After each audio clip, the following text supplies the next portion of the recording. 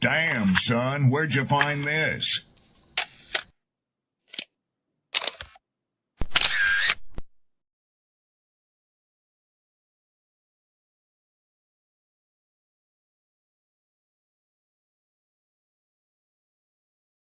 People don't be offended by the truth. They be offended because you called out the truth. Simple as that. They don't want to hear any other narrative that makes them look bad. One thing I can't stand at this big grown age is somebody who act like cause and effect does not exist. Like, yes, your actions caused this outcome. Yes, what you did lit the match. Like, why are you surprised and playing victim? Guys, Chico, they never lied. That's how you know somebody doesn't respect you. They listen to reply, not to be understood. They cut you off. They minimize what actually matters to you. They laugh at your boundaries, and then they call you sensitive when you try to hold the line. They show up late. They cancel last minute, forget the things you've told them, because in their world, your time, your energy, even your voice aren't a priority. They're just an option.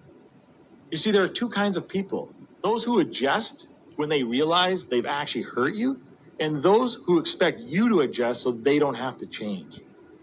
You don't need to be disrespected loudly to be disrespected deeply. Sometimes you'll see it. It's just in their tone, in their patterns, in the silence after you're known. Respect isn't what they say when they're watching. It's how they act when they think you'll tolerate it.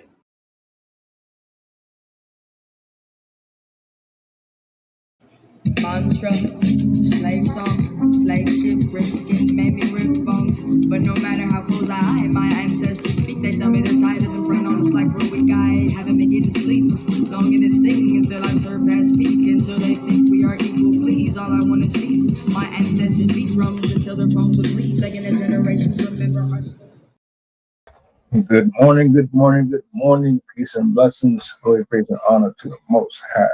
What's the word? How's everybody feeling today? Brisk, chill. Day 2, December. The year is almost out. Where's the energy? Is it up here or is it down here? I want to give a big thank you to everybody in the building. I want to give a shout out to my poets, my writers, my content creators. Even though I always give my flowers out. Shout outs to Squish Arcana for the intro, Sister Grass for this intro right here. I look forward to chopping it up with her real soon. The woman behind the tunes, man. I got Coach in the building. I got a clip that I'm going to play for y'all. Absolutely disgusting work. Nasty, nasty, nasty work. But we're going to get to the bottom of it. Do me a solid, like, share, repost. Let the people know that we are on. You dig? Coach, what up? Yo, what's up, man? How's it going? Just trying to stay warm, man. I hear that. Yeah, little bird. What's the word, man? How you feeling? Man, feeling good, feeling fine, man. Got up. It's about 30 degrees out here in Texas, so it's a little chilly out here as well. So got to work out here, ready to get it in. Right on, right on. Look, I'm gonna bring this up on the big screen, man. We're gonna chop it up real quick. Old girl survived 10 shots from her ex. Hold on a minute. Let me bring this over here and click play. Shemaine Pitt did not think she would survive it. Right here, I have a bullet wound. She says on November 2nd, in a fit of rage, her ex-boyfriend Joshua Woodrow shot her 10 times. I see the inside of me on the outside. Pitt tells me she agreed to meet with her ex to talk. She says that conversation turned violent and there was a struggle inside of her car. He steps back, he steps forward and he starts shooting me. My ears are ringing, but I come into realization that he's shooting at me. Pitt says Woodruff then drove her from Snapfinger Road in DeKalb County to Douglasville. At one point, she says she heard Woodruff make 2 phone calls. Basically asked them what to do with my body. I'm scared. I asked him, can I just write? Can I just write a letter to my son? Pitt says Woodruff eventually abandoned her at a hospital while paramedics rushed her to another hospital in critical condition. Security detained Woodruff. Police charged the 25-year-old with aggravated assault and false imprisonment. Pitt's mother says she wants the charges upgraded. He needs to be charged for bringing over county lines. He needs to be federally charged for having an automatic switch, which is a federal offense. A few days ago, the Fulton County DA said Atlanta is under a domestic violence epidemic with nearly 1,000 felony cases pending. Pitt says she hopes more people in an abusive relationship will get out before it's too late. You see that red flag, run away.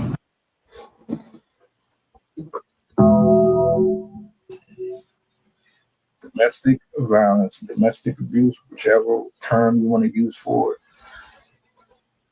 it. Men beating on women. Women in relationships that are no good for them. Who can't control their attitude or their emotions. People who don't know how to walk away from each other. What your thoughts on the clip first and foremost before we go further? Man, it's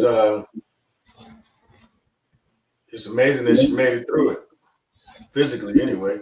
Can't say that mentally. Definitely gonna be a road to recovery from PTSD and a bunch of other things. But yeah, amazing she pulled through. That's definitely an inspirational story to tell. Yeah, God definitely was on her side that day.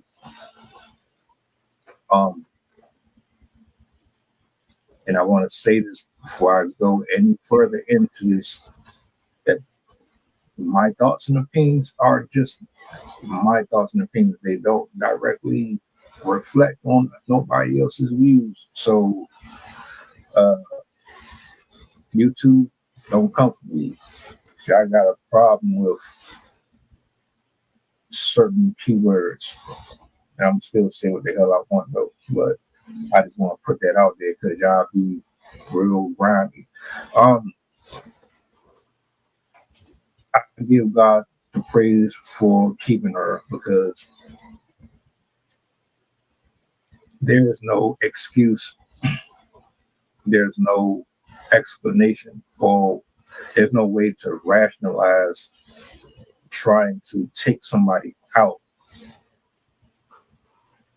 unless it is a life or death situation. Because somebody don't want to be with you, or because you have a hard time letting go, is cowardice, is corny, it's weak.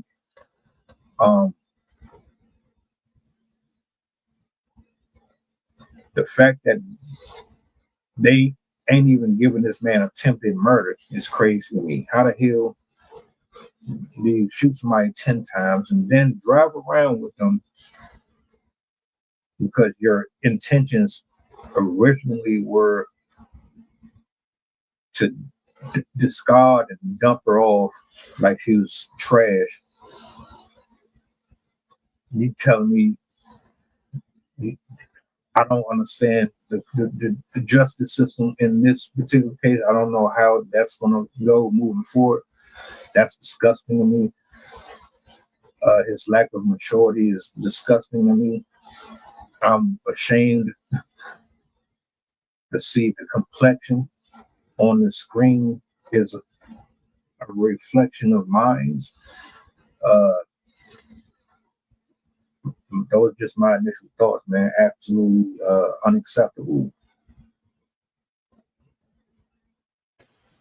Yeah, so it seems like it's like they mentioned, it's on the rise out there in Atlanta.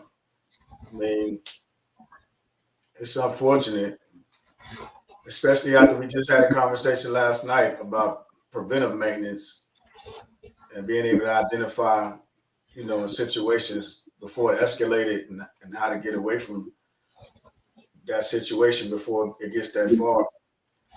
So yeah, definitely, I take stock and think about it and pause and just, and just what is it that people are,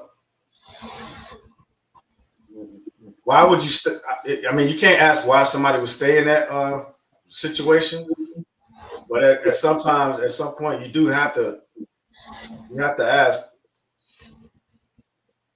what was your objective? I mean, what did you see? Or did you value somebody else versus you valuing yourself? I would say, did you stay in that situation because you thought it would be better for somebody else and not thinking about yourself first? So that's what would come to mind is you might be in an environment, but at some point we just had to start holding ourselves accountable and realize that we need more out of relationships. Yeah. The growth and the statistics, because I believe it was Kieran yesterday who brought it up. But what she didn't mention is that lesbian relationships are far worse. And I'm trying to cover both in one. When you ain't equally yoked with the other person, this is what happens. Your upbringing is a huge factor. Your self-esteem or lack thereof is a factor. Do you love yourself enough to choose you over the other person, over the temptations, over the desires, over your wants and needs? Do you know how to prioritize what's important versus what is just temporal? This is an ongoing problem all across America.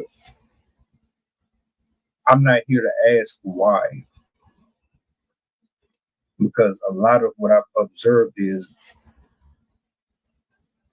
most of the folks that are attracted to these type of people are attracted to that familiar spirit, whatever that is. I'll give you an example. Some women are not necessarily attracted to your jaw structure or your height. You might not even be their number one choice, but you have the gift of gab. You just got a smooth mouthpiece. You know how to talk their drawers off. Some people, they get a lot of women, or they're attracted to a lot of women. So you're constantly leaning towards that, but you're attracted to shallow pieces of a person, and you're not really digging deep enough to discover what else is beneath the surface. Are they protectors? Do they know how to grow with me? Are they somebody that I can follow? Is this someone that my children can look up to as a role model? Are they in and out of the streets? Are they contributing to the community in a positive way? Or are they problematic? Are they constantly in trouble? Do they have a horrible attitude? Are they impatient? Like there's things that we be dismissing because of, oh, they look good. And then you get into these relationships, and I mean, granted, some people are very good at the chameleon, and they can conceal their true natures. But I don't know if I really believe that a person doesn't see certain red flags. As much as they say, "Oh, I didn't know. I didn't know." They came off so sweet. Well, that might be true, and I'm gonna use might, but I put it this way: try the spirit by the spirit. Someone who is like, if somebody is real smooth and they real fluent with how they talk, that could be a red flag. Because that means that they know how to lie in your face. They can stare you directly in your eye, and they can tell you the sky is green, and you'll believe, because they just know how to talk. There's things that come off as maybe flirtatious and cute and attractive, but really it's really them yelling at you, waving a bit. Oh, you don't want to come here. You just gotta recognize it. Like, Yeah, I mean, all of that stuff, like you just said, you know, people with bad intentions or good intentions or whatever their objective is, they use what they use to get what they want. It's 100% true. But it just needs to be, first, maybe some educated platforms that can maybe be more relatable as far as to helping folks out and educating them on just being good individuals and good people. Not necessarily looking at for red flags, but just identifying positive behaviors. Like you mentioned, getting over on people and maybe teaching them what good morals and values are. You know what I mean? How to have standards, how to identify if the things that you want, they are obtainable without using somebody else or maybe sacrificing yourself to leverage putting yourself in a bad situation to get something that you want. Maybe, you know, teaching them about empowering them on how to utilize tools and resources to get it for themselves. You know, again, to be cliche, you know, give them a fish they can eat, teach them how to fish, you know, they can eat for the rest of their lives. So maybe more of a going back to a structure of that, because what happens right now is everybody's in the stages where they cut people off and they're in cancel culture. Nobody's teaching to educate anybody. Everybody's assuming people should know, but you only know what you know. You can't assume somebody might see a red flag, but they don't necessarily know how to get themselves out of that situation. So again, that goes back to the education and teaching part, because, you know, just like you said, people probably do identify with red flags, but that's it. They can identify with it. Now, how the hell do you get away from that situation? Or how do you, if you dug yourself so deep until you identify with the red flag from your understanding and your perspective, then now how do you get out of that situation? Because the other issue too is some of these organizations and places that are offering solutions. Again, we talk about the messenger and the message. Some of these organizations, people just don't feel comfortable going with, and so therefore they're not. And that's, you can point the finger at whomever, because they choose not to go to their organization to get the information. They could put their ego aside and just get the information and then bring it back, or they just don't know and don't feel comfortable. But you still have to provide other sources and options. But they also have to be accountable as well to want to get that information and want to do something once they identify those flags that you said. How do you convince somebody that has already been accustomed to being in this type of environment for a long time? You know, you've been indoctrinated over a course of 10, 15 plus years. This stuff starts from elementary school going into your adult life. You are pretty much like, it's like a part of your DNA almost. Well, the first, I'm sorry, I thought you wanted me to answer the question. Go ahead. Yeah, no, you got it. Nah, it's the first thing that you said is how do you convince? If you're trying to convince somebody, then it sounds like you don't have good intentions behind it, right? So again, it goes back to the education piece. So when you're educating somebody, you're identifying the problem, and then you're stripping away whatever you identify as being the issue. And remember, it's pattern based. So as long as it took them, as long as they've been doing whatever you identified as the problem, that's how long they've been doing the wrong thing. So just as long as they've been doing the wrong thing to develop that pattern, you have to now implement the new thing after you've identified it to strip away that bad pattern and develop new patterns. So you can't convince them of it. You have to identify it, and then it has to be identifiable to both. That's why when they have interventions, everybody's coming together to be like, give them different perspectives. Hey, look, you're crashing out. So by helping them understand, because if they don't understand, they're just going to go back and do the same thing all over again. Because after the first time, they'll see it probably worked, and then if you're not around to be that crutch and it doesn't work, now I just revert back to what worked for me before. So you can't convince them. You know what I mean? It's a process, and that's why you got to have structure. Without structure, you can have a path, but you won't develop patterns in a route. If that makes any sense. Yeah, screaming at somebody is not going to work. I don't even believe interventions work, because with interventions, they can work, but I know me. See, you can talk to me normal. You don't have to scream and yell. But if you're antagonistic and if you're self-righteous, if your delivery comes off as if your nose is being stuck up at me and you're trying to be condescending, and I sense that, I'm not going to receive it.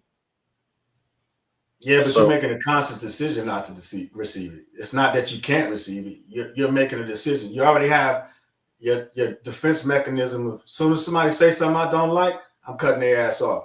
So you're not willing to receive it because you already got your guards up saying, if these check marks happen, I'm not fucking with it.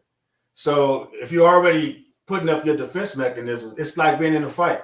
You already got your guards up. So if you're saying that, then you're already not willing to receive it.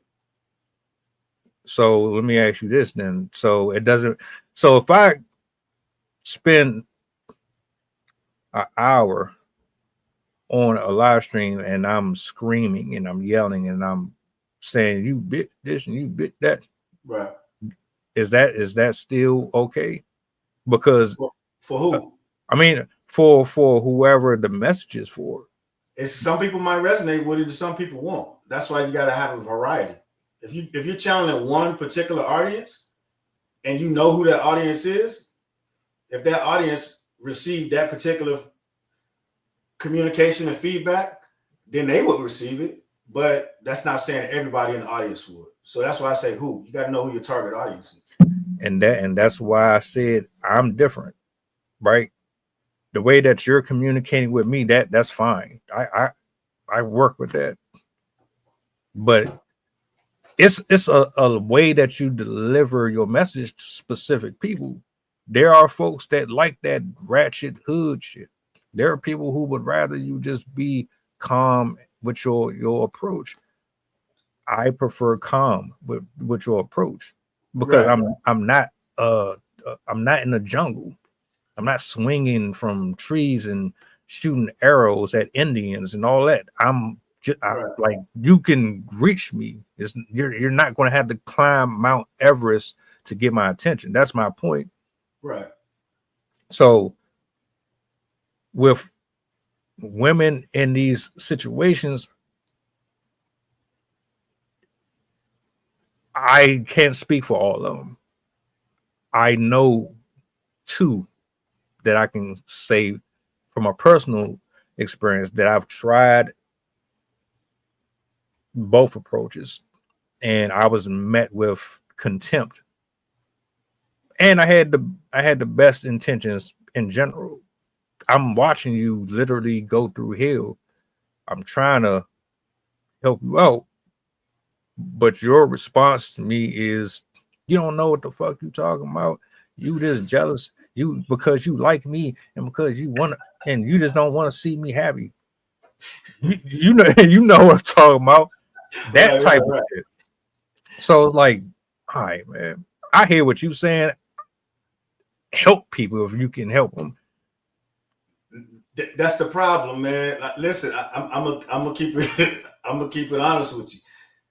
So if you can have best intentions on wanting to help somebody, but that don't mean you're going about doing it the right way. You're going about doing it the way that works for you. Because again, there's a reason why when you're communicating with somebody, like you just said, that the resistance is there. Like you said, if somebody's talking to me aggressively, uberly screaming and going above the top, you're already shutting down. You don't want to hear it. The same, and this is why the personalities, knowing and understanding the personalities, right, comes into play. Because as you understand, the first thing is somebody has to understand how they actually like to be communicated with. Because you got so many people that watch social media and these television shows, and what happens is they think that's the way they're supposed to communicate with people. And they might not even like to communicate with people that way, but they see that, like you said, by yelling and doing what's considered to be ratchet or whatever the case may be, may quote unquote work with some people. And they may think that's the personality that they're supposed to adapt versus just realizing just being who they actually are themselves. So that's what I'm saying.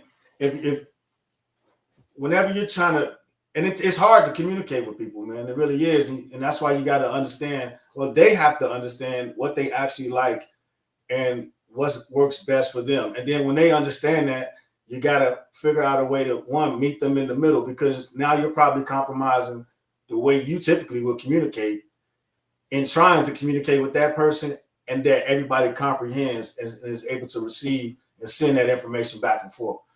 So it's a conscious effort on both sides to be able to understand that, because like you said, somebody can throw out some flashy words, use fancy jargon or whatever the case may be, and people be like, "Oh, they so smart," and they ain't doing shit but selling you something out of a magazine or a used car salesman, selling you an apple, telling you it's an orange, whatever the case may be. It doesn't mean anything if you can use whatever fancy words you want to. People go to seminars all the time because people speak well on stage and they sound good. And then they'll go home and be like, "Man, I just paid $100 for this seminar, and none of the shit he said works for me. I'm not being successful at it." Well, you're not being successful because it's not applicable to you. You know what I mean? So again, it's about understanding the communication styles. What kind of hell is a person going through being used to or accustomed to a lifestyle where they think this type of abuse, mental abuse, emotional abuse, and physical abuse is normal? How do you walk around with that type of conditioning and don't feel weird or it doesn't have some type of stress or strain on you? So your brain, man, is it can easily be rewired. That's why I keep saying destroy and rebuild, right? So you may be thinking your sense, some of the things that you grew up, the ways you receive feedback from somebody, a parental figure, somebody who you might have been close with. You do something good, they give you praise. You do something good, they give you praise. You do something they don't necessarily agree with, then there's a reprimand for that, right? Same concept there's different ways to train dogs. Positive reinforcement or negative reinforcement. Shock collars or giving treats and pressing the click button every time they do something that trains them to hit the click. They know they're going to get a treat and they're happy, right? Same conversation. Because you're mentally training your brain for positive recognition and negative recognition. So it all depends on what the activity that you're doing. So if we're in a relationship and you were abused growing up, you naturally gravitate towards somebody, that authoritative figure that may reprimand you because that's the type of love that you used to getting.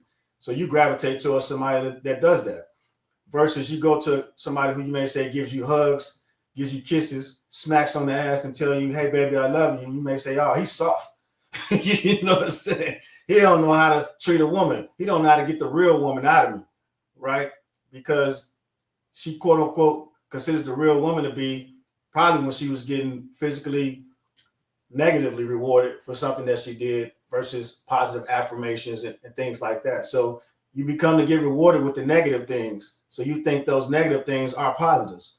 Hence, people think going to jail, is being a real man. And then, now you got this big thing with everybody talking about snitching, not snitching. We talk about, when is it? You also go around and tell somebody, if you see something, say something. So now you send mixed messages. You see something, you say something, you don't snitch. Well, if you see a man beating a woman, or you see a woman beating a man, or you see another spouse beating another spouse, whether it's, woman on woman, man on man, whatever the case that means, and you don't say something, but you witness it. So now you're conflicting yourself. At one place, you're talking about no snitching, real men don't do X, Y, and Z. You see now your morals are being challenged. You see somebody, putting hands on another person, maybe in your household, and you don't say something. So now you're accustomed to being in this type of environment, not saying anything, and you're embracing it. You know what I'm saying? Versus identifying, getting some authorities, and then because you will stop it right there, but versus allowing it to go further than what it actually has to. So now you're complicit in it, and you're growing up within that environment thinking those negatives are positives. Yeah, all that shit is fucked up, man. It's funny as hell though, because you said I'm like, hold on, did this man just say put a fucking put a electric collar on him? Like just put the collar on their ass and just shock the shit out of them every time they say some stupid shit. Like, what the fuck? Hey, man, it happens, man. You know what I'm saying? With dogs, with people, whatever the case may be, man, you see, people do some weird things, but it's all the same, positive, negative reinforcements, as far as for what you get adapted and accustomed to. That's all. Learn behaviors. Yeah. The level of patience and love you gotta have for someone who's been damaged like that, I don't think people get enough respect for that. You shouldn't, because you're not a subject matter expert in that. You should refer to somebody who can actually help them, because you may be enabling them. And then if you're projecting the way you feel about certain things, they're never really going to get to the actual problem that they have and rebalance themselves. And then it's not good on you from putting yourself in that type of position as well, because now you're not taking care of yourself mentally. And then now you're taking on somebody else's traumas. They may be trauma dumping into you, and that's not healthy for you. Because remember, you got to make sure you take care of your mental health. And then what you should be doing, because there's no difference if somebody was physically hitting them, you don't take them home and put an ice pack on their face. Take them to the hospital, get it reported, make sure there's no internal bleeding. You understand what I'm saying? There's a process to it. If you follow that process, now you're not taking those extra burdens on you. You're allowing the subject matter experts to do what they get paid to do. Then the proper documentation is being had.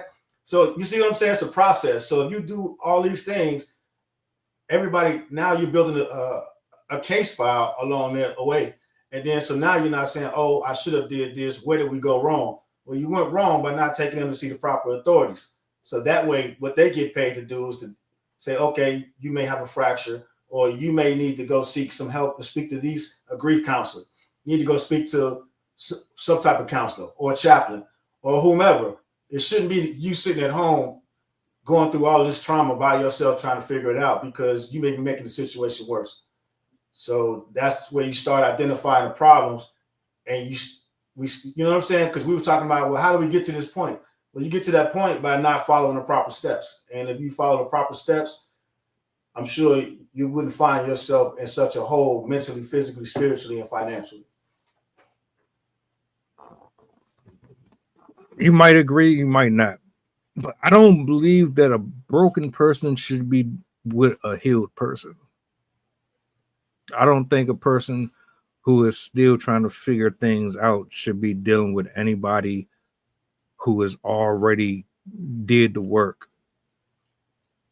Because a person who has not done the work, they're going to come with baggage and responsibilities, and you're going to be expected to carry their weight along with them.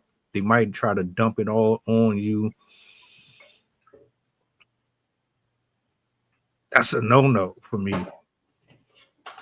I used to think that a person that went through it could actually bring someone out of it. But shout outs to 313 Collector. I used to believe that a person who has gone through it can bring someone out of it. And I do believe that to an extent, but I don't think as partners is a good idea. You could probably do it on a friendship type of level, or maybe if you're a counselor or you're someone who has those degrees in that area, I think that'll work. But as far as being a partner, I'm not really sure if that's a good idea. Do you think that a person can be in a relationship with someone who is still going through their own personal stuff? Is that something that you would advise? So everybody's different, right? I wouldn't advise it because the stress and the strain that it would put on the relationship, it might be irreparable. You might not be able to come back from it. But it also depends on the actual relationship. You know, has it been an open relationship as far as for communication? Have you shared? Do you have secrets from your childhood that you haven't shared? And if you have a lot of traumas that you haven't necessarily gotten over with, then you should definitely speak to somebody outside of the relationship, because it could be the other person in the relationship. You could be blaming them for your issues and your traumas, or you could be projecting. And then how are you projecting onto someone who you think is the problem, and they're actually trying to help you solve the problem? So now you're going to always see them as the problem. So I would definitely suggest and advise to seek help outside, because like you said, one person that may be still suffering through traumas and the other person that has, seeked help and guidance and has found a way forward. That was the issues when I asked you the other day about, do you think opposites attract? Because sometimes that'll be what happened, because one will be pretending like they're healed, and then that's why the opposites may attract, because that person's not necessarily being a true version of themselves, or identify that they have gone through that trauma and haven't healed. So definitely seek guidance outside of the relationship. My suggestion. What's the difference between someone that's broken versus someone who's healed? Because we never know everything. Well, I'll say this. Someone who is broken, they stay in a repetitive state, that revolving door. So all of those red flags, they will continue to look at them as if, oh, I can bypass them. Oh, they talk to me like I'm a child. They gaslight me. It's okay. It's not that big of a deal. You'll still allow someone to kind of brush you off or dismiss you. They won't take you serious. They won't honor or respect your thoughts. They won't make you a priority. They'll breadcrumb you. They'll kind of give you the idea or the notion that they're all in, but they got one foot in and they got one foot out. And that's not just in a relationship. That's all across the board. Somebody who is broken, they don't have the confidence in themselves to understand that what is happening to them is wrong. And it's not something that they need So they'll create excuses and barriers to supplement for the pain that is being caused to them through the actions of the person that's supposed to care about them the most. Someone is healed, they will automatically know exactly what you're doing, what you're saying, and they're going to move accordingly. They're not going to give you a chance to give them a whole bunch of nonsense. They're going to set all of them boundaries off the gate. They just move way different. They don't put up with the stuff that the broken person would. Just my 2 cents though. No, yeah, well said, bro. So broken, typically unresolved traumas. They don't necessarily believe they'll. An example would be, why would I do it that way? It would never work. Why would I put my time and interest into that? Because it never pans out. And also some trace of emotional instability in relationships. Because that's what they'll typically say. You'll see some narcissists bounce from one relationship to the next without actually healing. And then a healed person, they'll adapt to coping mechanisms. If that makes any sense. Open-minded, willing to grow, because you're not necessarily holding on to something from a previous relationship. Because that's what you have to be careful for, is you can be hurt from a previous relationship, and that's what's something you're going to be on your guard with the next relationship, because you shouldn't go into the next relationship like a game of spades. You're down 40, and now you're bidding your hand accordingly with the next relationship. The next relationship should be a clean slate, because the person that you meet, that's a friend. That's any relationship.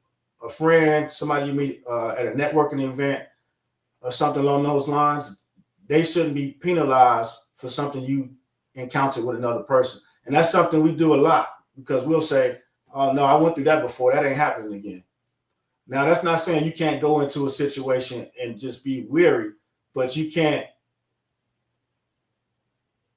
move a certain way that the person that you're engaging with, you're being extra careful, and you're not allowing certain things to naturally develop.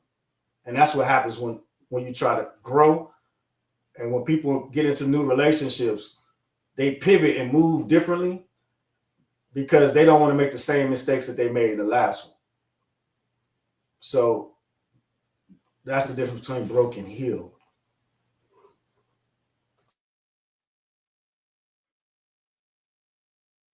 You got a man, or you said someone who cannot love themselves cannot love someone else. Well, I wouldn't say that's. I definitely understand what you're saying. It might just be skewed versions of love, maybe that, because they can show the traits of love, and it might be something mixed with lust. So yeah, definitely something you have to be on the lookout for. And then some people just pour more into others and don't pour into themselves. So that might not necessarily be true either. Some people, like Lil Wayne said, just don't know how to love. You know what I'm saying? So yeah, they don't know how to love themselves. A lot of us don't, because a lot of times that's what we were taught. And especially if you look at different nationalities, we keep saying what a man to do, what a man to do. Then in Hispanic culture, you'll see the women will do, the women to do. They won't necessarily take care of themselves. Like men, we say we gotta be the breadwinners. We say we gotta do all these things, but you never hear us saying, hey, we need to love ourselves more, right? So that's not necessarily that we don't love ourselves.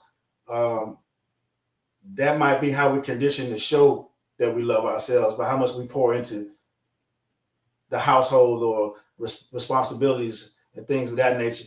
But that also might mean that we aren't loving ourselves as much as we should, because that could be the same instance of what you're saying. Real quick, while I'm giving my thought, dropped like a random post in the private part of the what's the name. It's something I want to do real quick.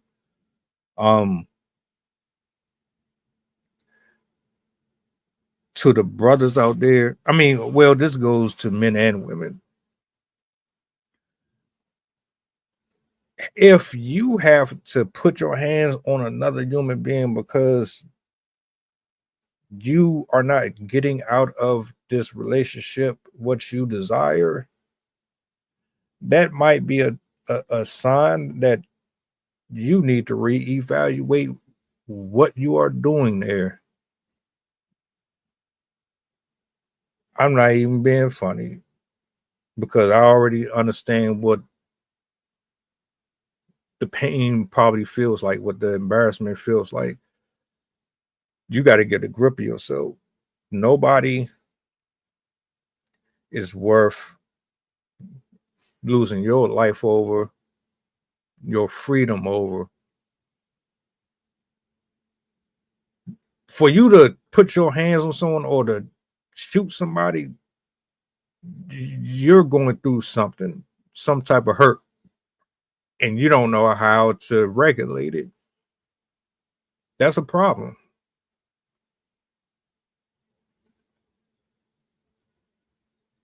Yeah, it sucks. Yeah, it doesn't always go the way that we want it to. But you got to let people go out here and do what the hell they want.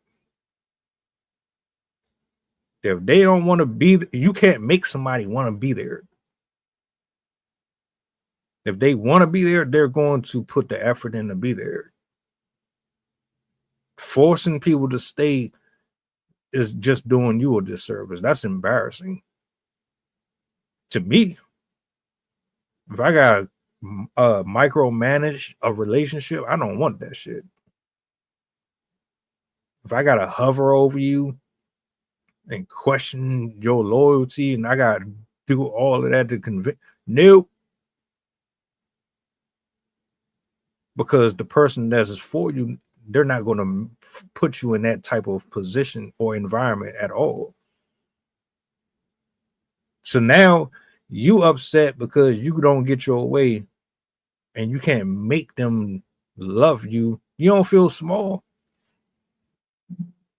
You don't feel some type of way about the fact that you gotta literally keep sweat your way into some box, or you gotta be TLC and try to get this person to hug you and kiss you and smile at you and show you respect and just nah, I'm not doing all that. A person who really rock with you, they're gonna make sure that you know it at all times, and you don't have to do a whole bunch of extra stuff for it. Period.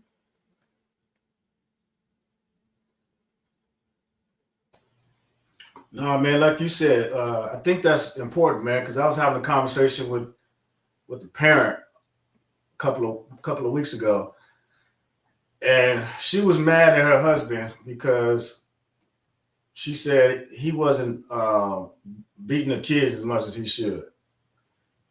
So I'm like, well, why do you think he should have to beat his kids? And well, that's the way we were raised. And I'm, one of those things that people always say, that's how we were raised.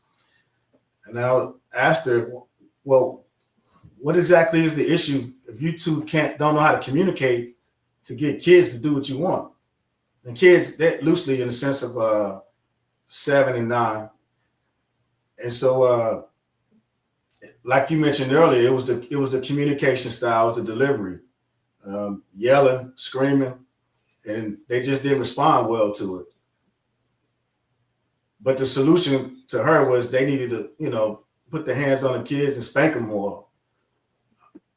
That's just the mindset of people. Like you said, if you can't talk to somebody, you feel like you got to put your hands on somebody to get them to do something. That's probably an indicator right there that you got some issues. And if they're doing that to the kids, then you can understand how some of these, young adults and adults are doing it to themselves if that's the mindset. Not saying that that's everybody's mindset, but, that kind of stuff casually crosses people's mind and they, share some of that stuff, unfortunately. Just so y'all know, the QR up there at the top, that is Coach.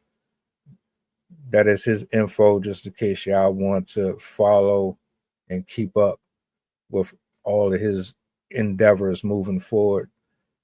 Took me a minute to get that working over here, but keep your hands to yourself, ladies and gentlemen. You are not living in Olympics. What is it? Olympia? The shit with Zeus and them. Yeah, Olympia. Yeah. These niggas be acting like they gods and goddesses and stuff. Like, you gonna get crapped on just like the rest of us, because we be messing around with people that we ain't got no business. It happened to everybody. Right. You ain't Chris Brown, my nigga. Like, come on, man. We gotta be realistic with some of this stuff. Yeah. Pick your poison. Nah, exactly, man. And that's what it is. You gotta pick the lesser of the two evils. Yeah, and then like and my final thoughts on this, and I'll give it back. You get what you put in the universe. Everything that you sow out here, you get right back. You can lie to me. You can lie to Coach. You can lie to yourself. You can't run away from it. You can't run away from them seeds that you plant in this universe. Because if you treat people a certain way, what do you think is going to happen to your heart? What do you think is going to happen to your thoughts, your spirit, the way that you function, the way that you think, how your attitude is? All that stuff. There's a unison to all of it.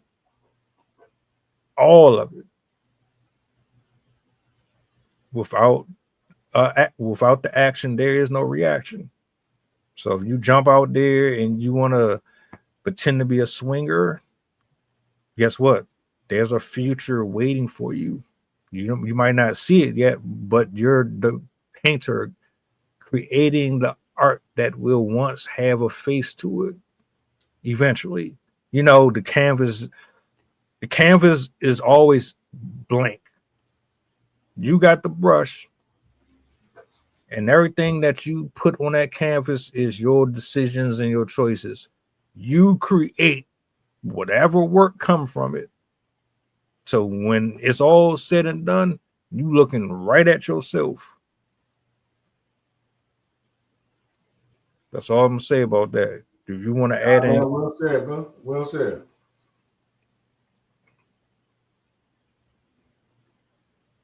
I don't condone the domestic stuff. I hate it. I don't like men putting their hands on women. I don't like women putting their hands on men.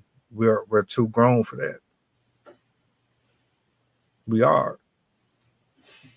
And then on top of that, you can't be mad at somebody. You can't be mad at somebody who don't want to be there. You can't be mad at somebody who is disgusted by something that you said. You can't be mad at somebody if they don't want to open their legs to you. You can't be mad at somebody who don't like your attitude. You can't be mad at somebody who doesn't sync with your personality. You can't be mad at somebody who don't view the world the way you do. Guess what? All of us are different. We are all created different. No, if everybody was the same, nobody would be living on the street. And it would probably be a boring ass world.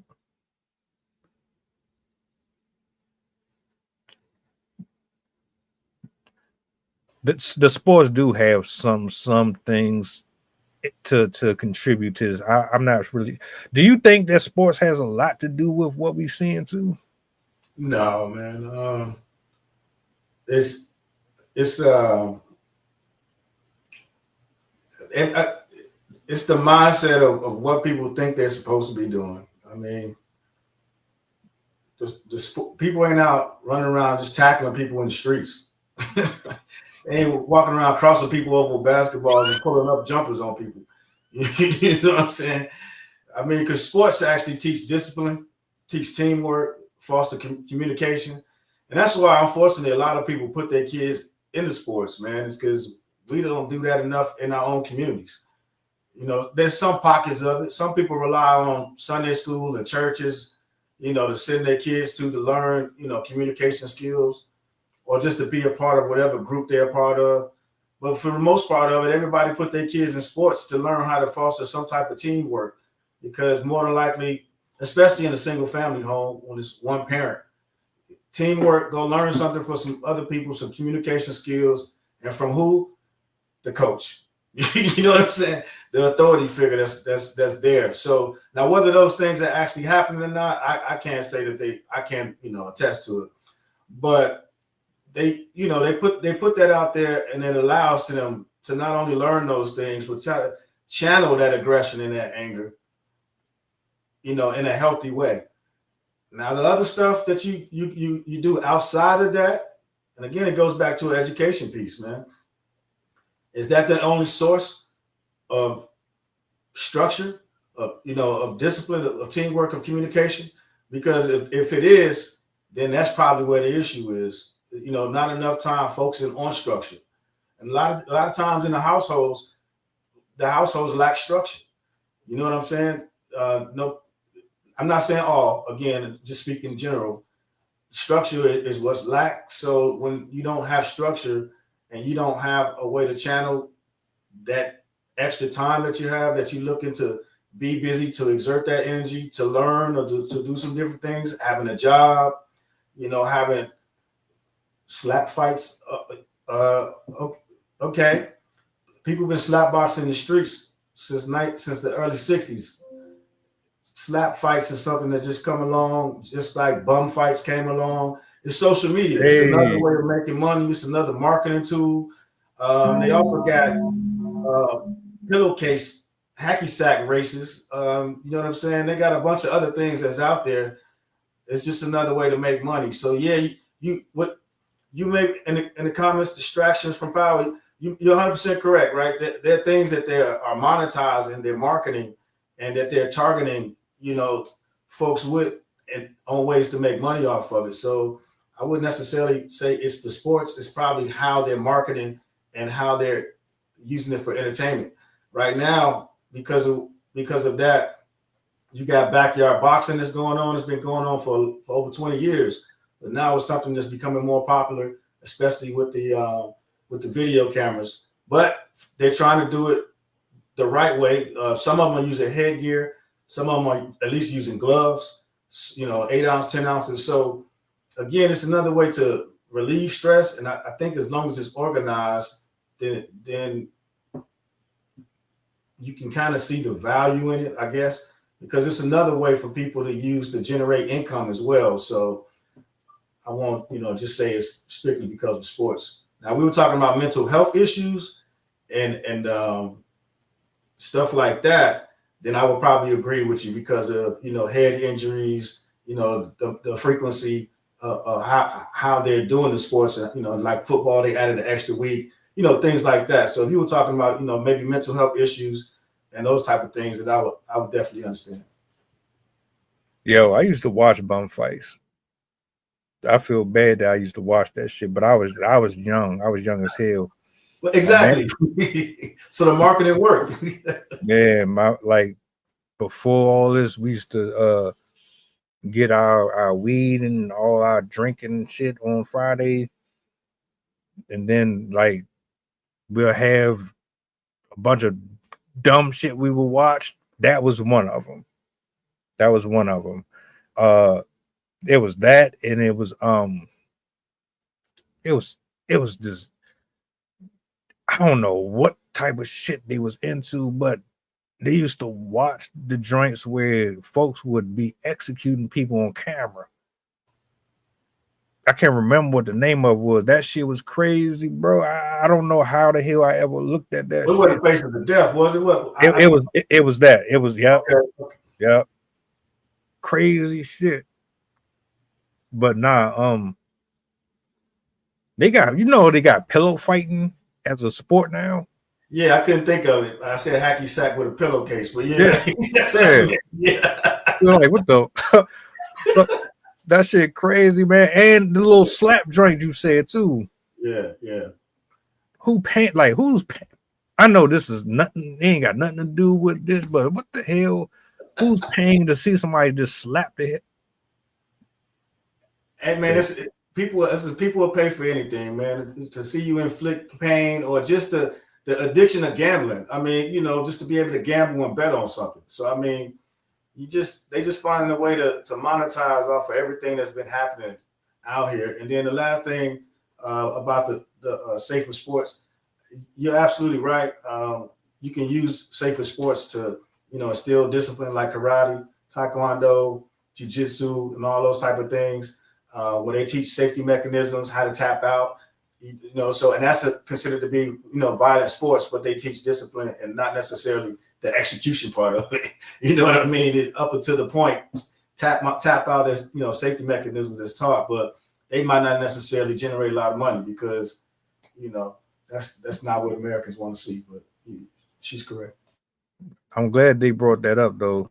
That's just like specifically for folks that's dealing with situations where they scared to leave the person because they might be crazy and all that, and you got to protect yourself. You should probably take up classes and things of that nature too. Yeah, because it's really big in the community. I know in Atlanta, because I got a few cousins out there. They really big into what's that shit we used to play as a kid? Kickball. You know what I'm saying? So there's people out there that's doing different things, but to touch on, like you said, the young lady, to bring it all back, it's definitely something that a lot of women are doing, as far as women empowerment, going out there, taking weapon safety courses, taking self-defense classes. I think you should definitely do that. If you have kids, I think you should have them in self-defense classes. You should be putting them in, martial arts at an early age. Teach them weapon safety training. Get them involved. Get them familiarized with weapons.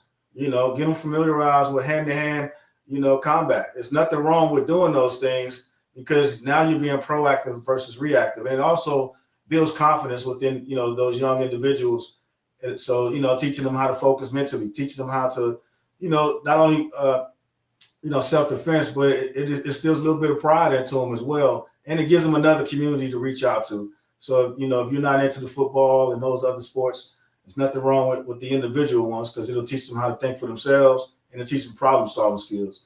When you get in a defensive move or an offensive move, now you got to think about how to get out of it. You know what I mean? So it helps in the long run and it also helps mentally. So, yeah, definitely, looking at those other sports.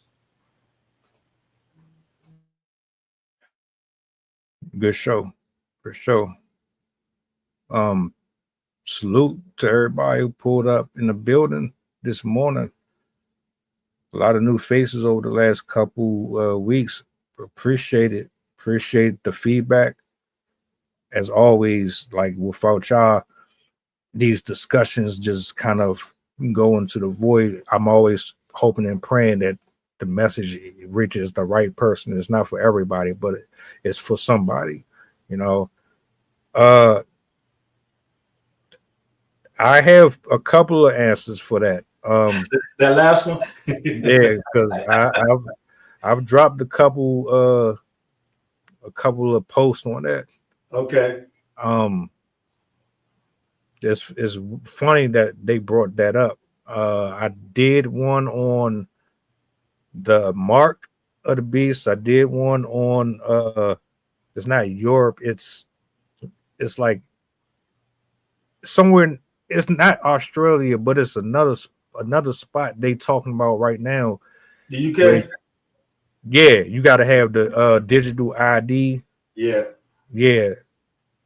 TSA just put out yesterday that they're charging $45 if you don't have it, the real ID on when you're traveling. So, you know, they laying it out there. It's coming. Mm-hmm. Got about 12, 14 months. Yeah. How long before it reaches?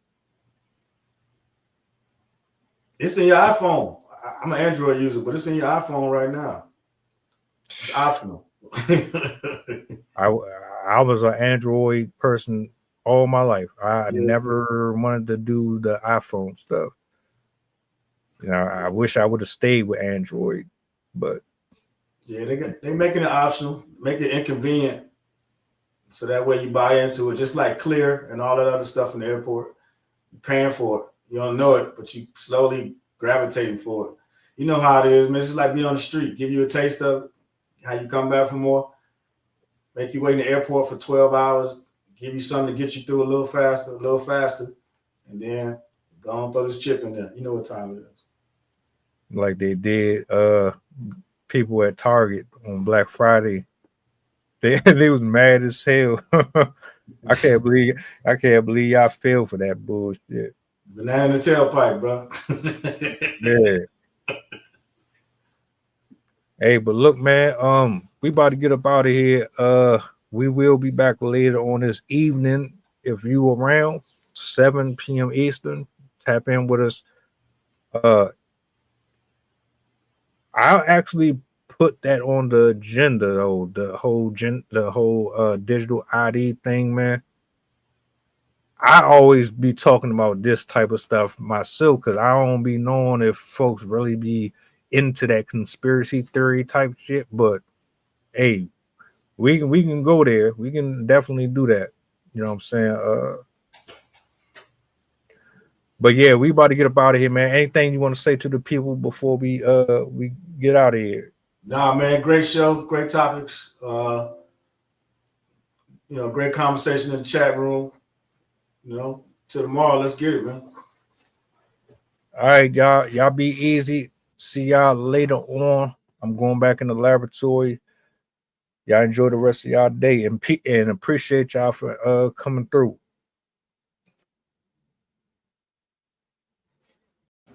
Mantra, slave song, slave ship, rip skin, made me rip bones. But no matter how close I hide, my ancestors speak. They tell me the tide isn't front on us like we're weak. I haven't been getting sleep. Long in this sing until I surpass peak. Until they think we are equal, please. All I want is peace.